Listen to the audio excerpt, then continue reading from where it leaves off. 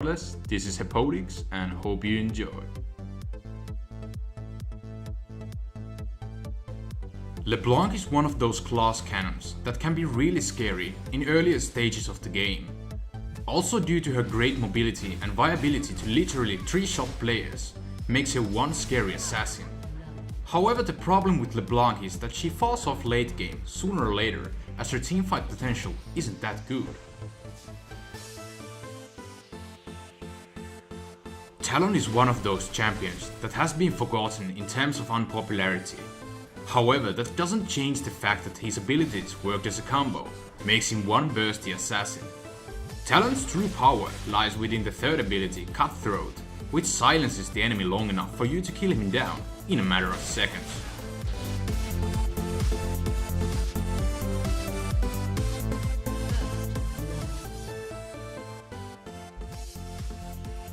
Evelynn is one sneaky champion when it comes to assassination.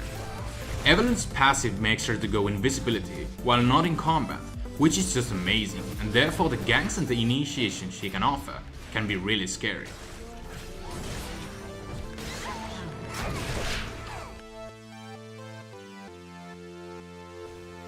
Akali is one of those champions I'd really hope to see people play more, as her passive and abilities altogether are just amazing. Her burst overall and flexibility to initiate with shadow darts up to 3 times are the main reason she really is an assassin in the end.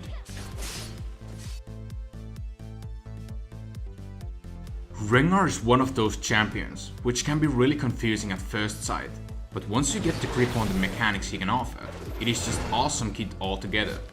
But what makes him an assassin is his ultimate, Thrill of the Hunt, which can bring out crazy ass bursts due to the Ferocity regeneration.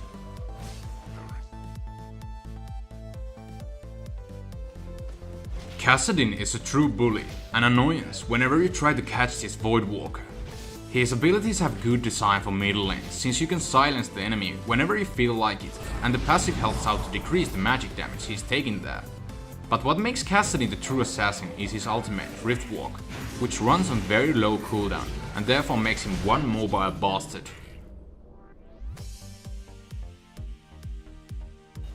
Even despite the fact that Kha'Zix has gotten some nerfs in the past, he is still a great champion and assassin.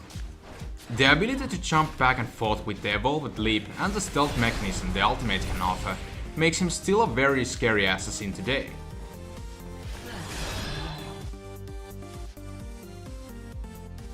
As I have already mentioned how unresistible Katarina's boobs are and how overpowered her passive are, what can I add more when this lady pops out in my videos every now and then?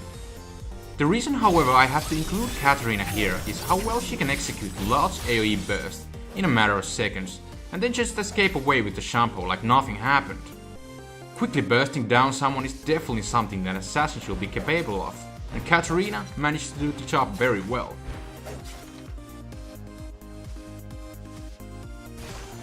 Fizz is one of those champions I could never forget in terms of assassination.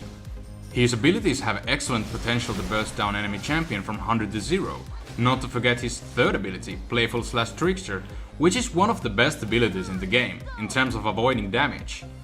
Fizz's passive Nimblefire lets him walk through minions, and he also takes less damage from basic attacks, which can be also helpful at certain times.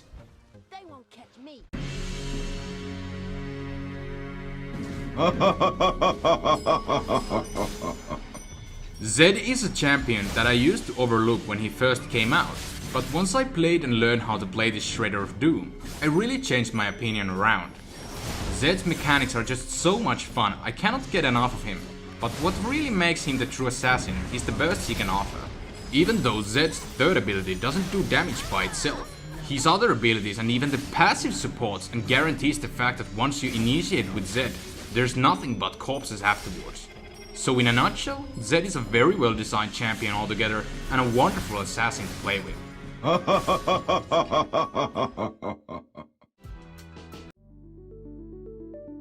Hello summoners, and welcome to my top 10 AD carry champions video. This time we are going to take a look at the top 10 AD carries, which has the biggest impact in the bottom lane. Please remember that these are my opinions and it is okay to have your own. So without further talking, my name is Apodix and hope you enjoy.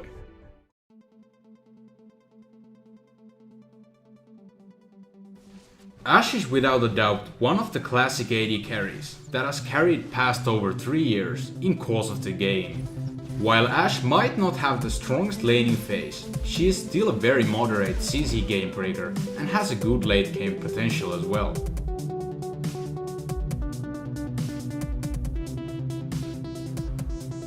Draven can be really scary when it comes to dealing high physical damage.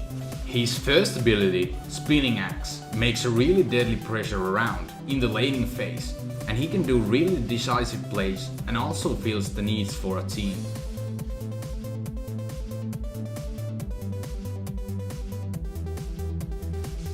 Lady Luck is smiling. With that said, Miss Fortune is really a moderate AD caster and scales later on well with her spells. Her ultimate, Bullet Time, can pull out really safe and destructive plays from a safe distance, which is a great ability to have versus high crowd control teams.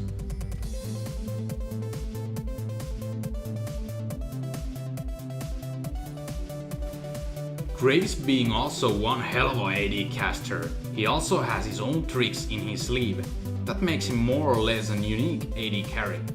The ability to quickly charge and dodge things, burst down someone fast with bullets, and even get a creep of their vision is what makes Graves a fun and murderous burst cannon.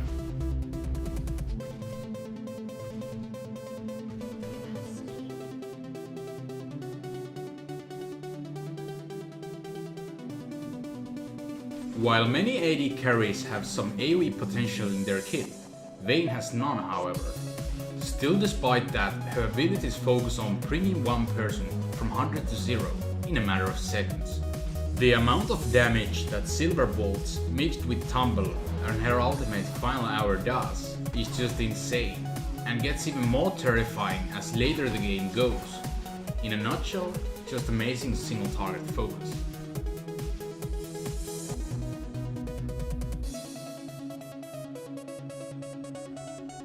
Tristana is the AD carry who really looks towards into the late game.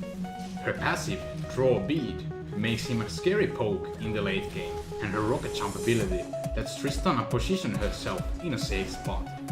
That combined with insane attack speed steroid, healing reduced mechanics, and knockback burst, it just works together and therefore makes Tristana a really good late game AD carry.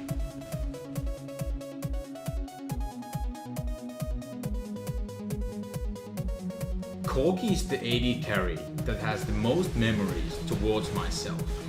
Only the Icebucken skin itself just brings me the good memories back. While he might not be the most popular AD carry available, he becomes really deadly when it comes to shredding armor with Gatling gun, and his poke is very good as well. That being said, the poking shred machine can also fly through obstacles with Valkyrie, which just combines well with the rest of his kit. A shitty yourself spank, nugget!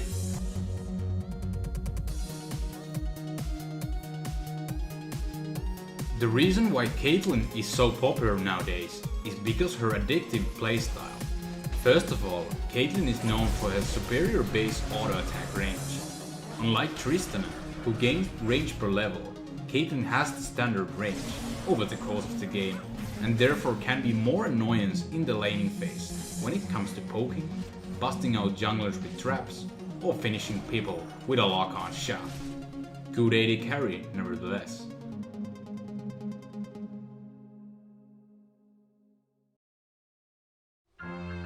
Ezreal has been a champion that has been shined in the players' hands more or less in the past couple years, and his popularity has been pretty good as well, and the reason for that is his playstyle. Ezreal's mechanics are so much fun when it's all about skill-shotting players to death. And what makes him even more flexible is that when you smart cast his abilities, you can execute full combos a lot faster that way.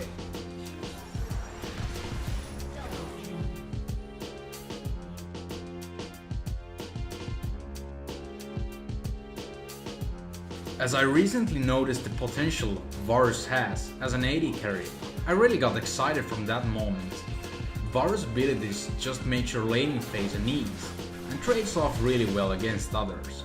Similar to Vayne's Silver Bolts, Varus Blighted Quiver just burns enemies' HP massively, and his ultimate Chain of Corruption is great CC spell in both teamfights and laning phase. Shortly said, strongly recommend and fun AD carry to play overall. Alright, so that's about it for this top 10, hope you enjoyed. If so, please share, like and let me know what you think in the comments below. Also, special thanks for the tracks and help I got in the custom game skirmishes.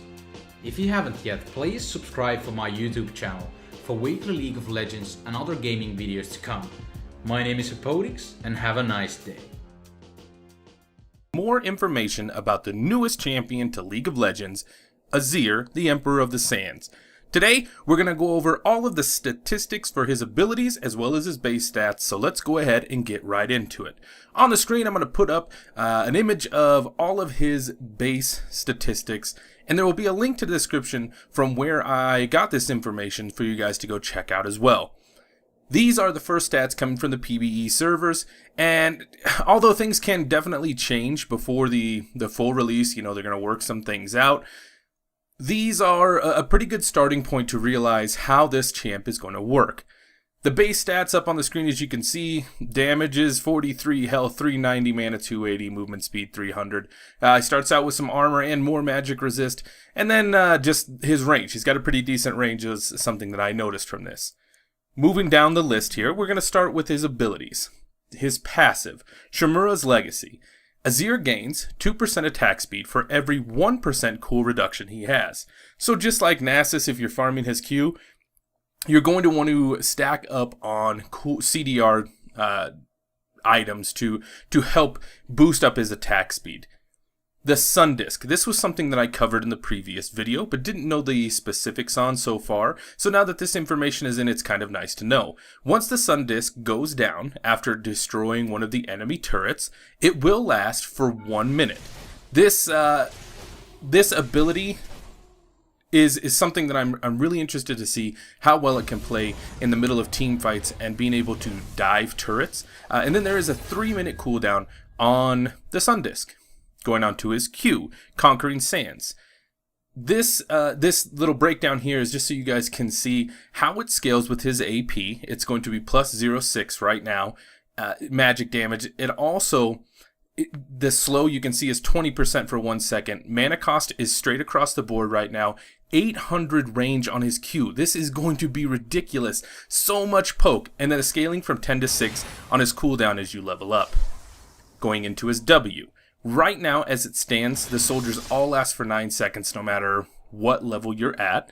And then you can see that there is a very wide span of damage dealt as you level. And that all scales off your AP, which is plus 0.7. The mana cost is level right now across the board. I would expect for that to change. His range, a lot shorter than his Q, but still pretty nice for a mid lane mage, 450. And then the cooldown is 1.5 seconds all the way across. His E. Azir dashes to one of his sand soldiers, damaging enemies, and hits for between 60 and 180 plus 0.4 AP. This, to me, when I first saw it, I was like, man, that seems like it's going to be pretty weak, but the base damage off of that plus stacking AP is going to be ridiculous. The thing that makes this so I don't believe he's going to be incredibly overpowered, and he may not even be that good to be running around with Yasuo, is the knockup only lasts for half a second. It's not going to scale as of right now, which is probably a good thing. The other thing that I was wondering on the first video about this was how much his shield, which will proc if you hit someone, is going to absorb. And this is a pretty hefty amount, between 60 and 220 base, plus 15% of your total of bonus health. So this could end up being huge. And then the range on it is 1100. That dash knockup, the initiate into his ultimate, into planning his Q, getting away, is huge. Plus the cooldown reduction that's based, you guys can see it on the screen there. I'm really excited to play this damn champion. Going on to his last ability, his ultimate, Emperor's Divide. This was something I was also curious about to see how well it was going to scale with his AP, and we finally have the answer. Dealing 150 to 300 base AP plus 0.5 of what you have built into you. The soldiers remain in a wall, and this scales from 5 to 7 seconds. In the initial video and what I will put on the screen, it doesn't look like they last that long, but here it does. The other thing that we did learn is that Azir and allies can pass through that wall freely and gain a 20% movement speed for 1 second. This is huge.